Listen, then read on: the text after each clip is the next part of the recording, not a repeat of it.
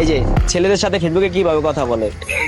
এই ইনবক্স আসবা শোনা করি সময়টাকে অনেক অনেক মজা পাই আসবা হচ্ছে আমাকে গরজামে রাখতে চায়, আমার বাবা মা ছাইরা যেতে কয়েগা।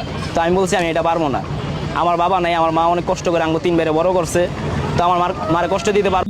শালার এই বয়সে চেনে নুনু আটকে যাইতো, আর নুনু আটকে গেলে সে কান্নাকাটি করতাম, স্কুলে যাবো না 10 টাকা না দিলি, এইটা নিয়ে কান্নাকাটি করতাম। স্কুল থেকে এসে বিকালে খেলতে যেতাম, মাগরিবের আজানের আগে বাড়ি না আসলেই মারামারি হইতো বাড়ি, আমার মাইরতো, আব্বু আম্মু মাইরতো।